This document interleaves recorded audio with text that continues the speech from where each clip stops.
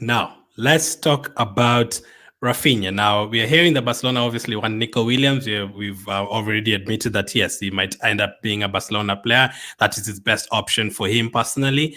But there's rumors about Barcelona trying to get rid of players like Raphinha in order to create space for Nico Williams. And one thing that has been, talked about as a potential destination for Raphinha is Arsenal, but not direct cash, a swap deal, Cozy. So let's talk about this one. According to the Evening Standard, Arsenal have launched a player plus cash bid for Barcelona winger Raphinha as they plot a significant spending spree this summer. Now, if I'm not wrong, I did hear you mentioned something about overrated a couple of days ago. What do you think about Raphinha as a player? Do you think his game has dropped off since he went to Barcelona? Did you rate him when he was at Leeds, or do you think he's always been overrated and you're not really keen on this particular signing, even if it happened? Good player. He can turn his career around. The levels at which he's playing at Barcelona, which is a system team, is very, very worrying. Like for Barcelona, that is a team for Ferran Torres. That is a team for players that can understand the system. You're not going to get as much freedom as you once had at Leeds, and that is why he's actually suffering from. He's not that free to do things that influence games the way he was. And now that there is Lamine Yamal, he's going to be starting every game. He's got to leave Barcelona. In terms of rating, he is overrated. Like, there is no question about him. He is massively, massively overrated. That's what I'm going to say. I think when we signed Alexis Sanchez, you could feel that Arsenal had signed a player that would be different and someone who would be important. But no one really said that Arsenal are going to win the league because they brought in Sanchez. People still had that element of he is good, but is he really that good? I think with Raphinha, because he's Brazilian and because of his time at Leeds, where he was, the guy that was, just dragging these underdogs, the main man dragging this underdog side. Everyone is like, this guy is Pele. This guy is, he is known. He is just an ordinary, above average player that can come in a season and give you 10 goals and 11 assists. That is his level. I don't rate him more than that, right? So for me, yes, he's a good player. And if Arsenal were thinking, we don't bring in anyone, or to bring in Raphinha, I would be like, are you crazy? Really bring in Raphinha? Like, I would be all over this deal. This is a deal that Arsenal would do, goes under the radar, and he would become like a bit of what Riyad Mahrez had become for Man City in the evening days of his career. He would impact every game, and you're like, this guy scores or creates every time. How come that he doesn't get the respect he deserves? So I think Raphinha is one of those players that eventually, in his later on in his career, he will do so many good things, but won't be recognized. But at the moment, he's so recognized for things he doesn't even do. So he's good, but not oh my goodness, this is incredible. And he's good. Okay, so he's not top tier winger. He's not Vinicius. Honestly, he's not there. Because I've had some Arsenal fans saying, okay, let's bring in Raphinha, that could mean Saka's on the bench. I'm like, no way. No chance. Absolutely no. So when he was at Leeds, he was very, very good, obviously. And then obviously at Barcelona, there's a couple of games I've seen him, like his performance against PSG was really good. He scored a couple of goals. He looked very lively in that game. So you could have some of those games, but also at Brazil, just like the other Brazilian players that we've talked about, sometimes, maybe the first one to be hooked easily, sometimes on the bench and all that. But he does have moments of magic, like he's got an incredible free kick at the Copa America. He does have some of those kind of moments, like you'd hit a very good corner, he'd score a free kick for you outside the box, all that. But maybe depending on him for 38 games out of 38 wouldn't be great. Now, in terms of a swap deal, if they said, I think they said something like 25 million plus a player. Now, would you be okay with that? 25 million plus adding Nketiah to Barcelona. Would you be happy with that? If you pay them 25 million plus Nketiah, do you think maybe that is even downing Nketiah's levels? Maybe he's worth more than that.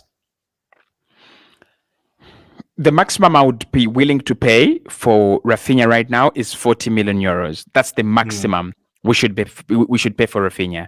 He's gone down a little bit Of course, he's played for Barcelona and Madrid. For them, they don't have a reduction in value in their players. Like if they sign you for 100 million, even if you become poor, they want to sell you for 100 million euros. They're like, you go elsewhere, you'll become good. For me, 40 million euros. They signed him for around 66 million euros or 60 million euros. 40 million euros is the maximum I would go. So that is around 32 million pounds. Wow. So 25 million plus Eddie Nketiah, 100% not, right? 100% not. I think you get 32 million pounds from Eddie Nketiah as a player. You get 32 million pounds from ESR. You get 32 million pounds from from a player like Fabio Vieira if he does well maybe next season. Reiss Nelson, they're never going to take him. So for me, no. I think the better thing is Arsenal to get a budget and they say we are running 40 million euros in this position. Is it worth 40 million euros? It's a gamble that I would be willing to try, because if we bring him in and even if he doesn't work, I think because you've given him a good deal, maybe 5 years, you can actually move him on. But I wouldn't see so many players I would swap and add cash on to Arsenal. But if there were any, I would give them 20 million euros plus a player like Reiss Nelson or any player that we value at 10 million euros. And we could give them Partey. They don't have a replacement for Sergio Busquets at the moment. We could give them Partey. And if they can treat him, they could use him. If we sorted out our midfield and our striker situation and they're like, okay, Raphinha to Arsenal, loan obligation to buy for 32 million pounds the next season, backup for Saka, would you take him? Yeah, very well. But 32 million pounds, that's okay. That's very, very fine. I don't think he's an atrocious player. I don't think he's an atrocious player. I think he's just criminally overrated, and it makes me sick. But I would see him come to a club like Arsenal. He would do better than Anthony at Man United. He would do better than Memphis Depay. He would do better than Pepe at Arsenal. Interesting. Now I've heard Barcelona fans saying, Eddie Nketiah, are you crazy? Do you think Eddie Nketiah would fit at Barcelona? Do you think it's just crazy? From Villa to Messi to Sanchez to Pedro, he would never fit at Barcelona. Do you think he'd actually go there and score if he gets the chances from Yamal and those guys? I've had Barcelona, I'm actually being nice. Like what I've had Barcelona fans saying, I can't say it on a national channel. Like they're like, these guys are crazy. Like Eddie Nketiah to replace Messi. They're like, hell no. But did you see him, with good people around him, Yamal and Gundogan and players like that? Do you think Eddie Nketiah would score goals in La Liga?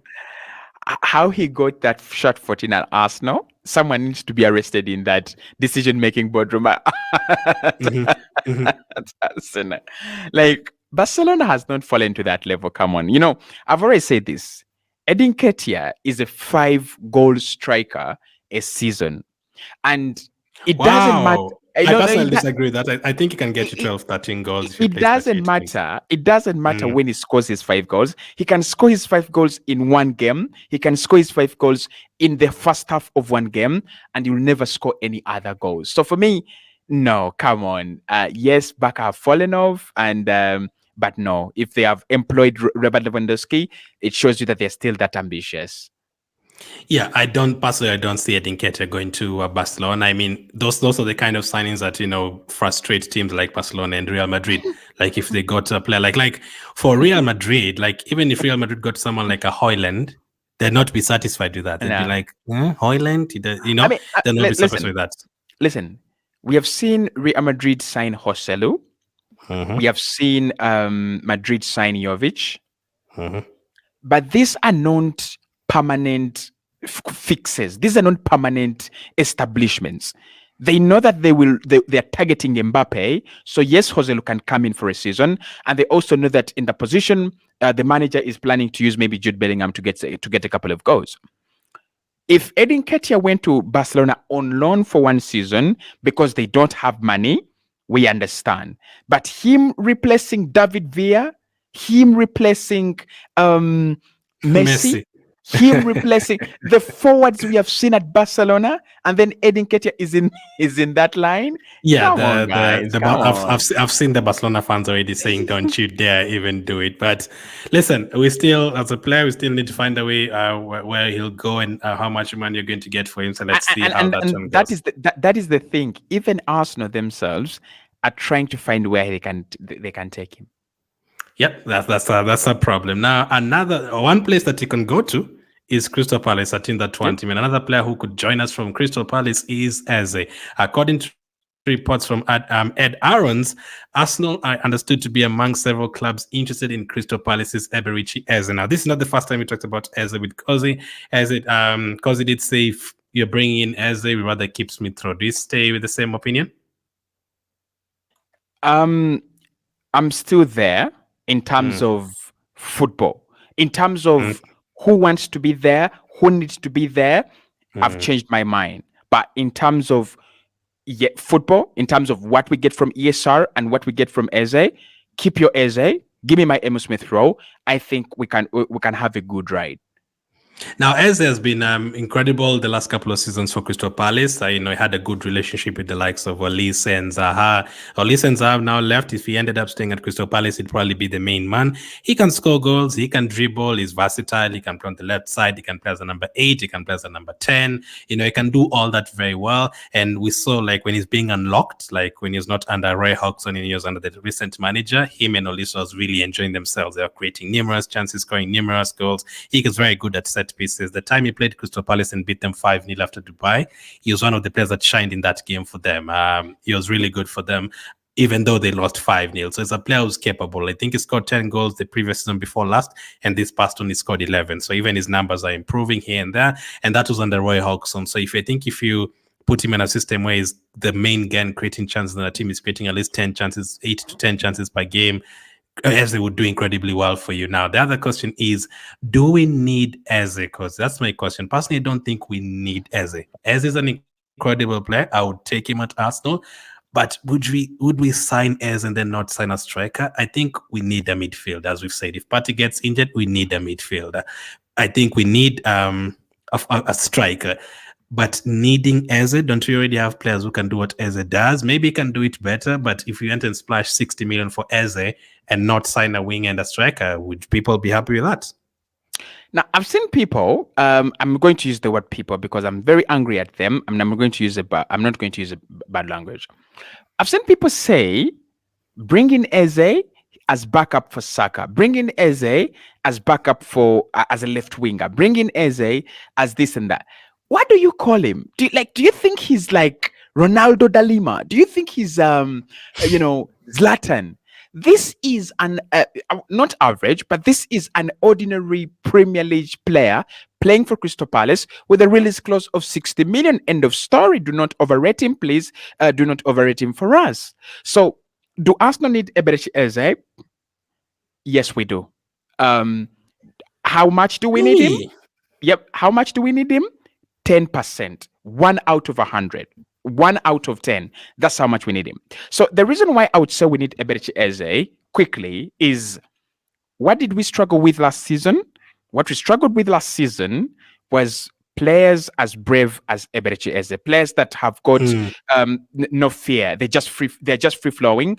And even if teams set up in a very rock solid shape in front of your midfield, you have players like Eberechi Eze that will pick up the ball and run through them. He's so good at that. So in terms of running through mid blocks, in terms of running through low blocks, he's actually very good at that. So I don't think we struggle to create chances though. We didn't struggle to create chances, but there are games where teams played a mid block. Aston Villa in the second leg. The first leg we really created good chances, but Villa in the second leg. Chelsea in the first leg 2-2 when they set up in the middle of the park. Bayern, both especially in the second leg. My goodness, Bayern phoned us out very, very, very well. So in such games, what you lack and what you missed is what Spain have actually had in this tournament, a player like Fabian Ruiz. So with Fabian Ruiz, you've seen him, he's been free-flowing, he's been absolutely carefree. He literally he picks up the ball and just drives through everyone. He just goes. I think that's what Eze gives. And I don't know whether that courage and being brave is coached or it is just a player's natural attribute. Because even Martin Odegaard, who's so good, when teams set up in a way of blocking us from the midfield and impacting the middle area of the pitch, he struggles. So I think Eberechi Eze, that's one thing we would need from him. But that's why I said Arsenal have ESR, who actually does that very well, one of the best dribblers in the Premier League. I remember Carragher and Carragher and Neville saying he was the best dribbler in the Premier League in the 21-22 season. When those two rival pundits say that, it is not a joke. He was one of the best players with the ball at his feet in the 21-22 campaign, and I still think he's one of the best players, in this Arsenal squad. When it comes to give me the ball, I'm going to take on one player, two players, three players. I'm just going to bust through them. I'm just going to run past them, and also that's why Arsenal signing a player like Calafiori. So I would say Eberechi Arsenal's role at Arsenal would be most needed if Declan Rice shifts into the 6. So if we're playing Rice into the 6, then Eze's role has been found. New number 8, very, very good in terms of driving the ball. He's a hard worker as well. Then there's a role. But with the kind of setup we have right now, no. Eze? 38 games out of 38, I can't say, because the number 8 role for us, defending and attacking. I don't think if Rice goes forward, would Eze step up to the number 6 position and cover for him? No, that's the thing. So 2-3 games, I wouldn't say that. But I wouldn't throughout say the that. season, that would be a problem. So yes, we're linked to him. Eze is an incredible player. If we signed him, I'd be very happy. Don't get that wrong. Like, he definitely had something. Like, he can back up Odegaard. He can play that number 8 role. But in terms of needing him, would I be satisfied if we signed Eze and not sign a striker, for example, and use that 60 million on Eze? I don't know. Yes, they'll create a lot of chances. That what you've said in terms of running through the midfield and cutting through the midfield, it does that incredibly well. Just leaves the midfielders on the floor, the defensive midfielders on the floor, and he can play on the left side. Very incredible play. His numbers are improving and all that. So, lastly, on Eze, do you think we've also seen, people have kind of maybe overrated him? People would say that. I've seen people saying he's a bit overrated because maybe he's at a team at Crystal Palace and he really stands out in terms of all the other players. The one that has the most skill. Like, if he goes to like a Man City or Liverpool, do you think he'd just be left on the bench? You wouldn't get to those levels. In terms of his talent, I don't think anything wrong has been said about him. I think his talent shines brightest at a club like Crystal Palace.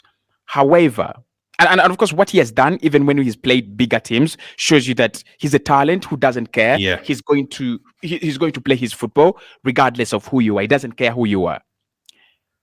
There has been a little bit of coloring in terms of his presentation by the media and by the fans. I'm just going to call it humbly, a little bit of exaggerated coloring when it comes to reporting and opinion. I think many people look at Eze and report about Eze as Kevin De Bruyne, Messi Ozil. Excuse me, he is not there. He is not a Martin Odegaard. No, he's not. He's not a Chess Fabregas, but he's not a Santi Cazorla. But I would say Eberechi Eze is, when I think about a player like Phil Foden, so after Phil Foden, I would think about Eberechi Eze. So if I was ranking them, I would have Ozil, Fabregas, Odegaard up there, then Phil Foden in that next tier, and then Eberechi Eze in the 3rd tier. So that is where he is. I think fans for a club like Crystal Palace, they don't get to see these things that much. They don't have a Saka, Martinelli, Odegaard in the same team. So you have Eze, and then you have Olise.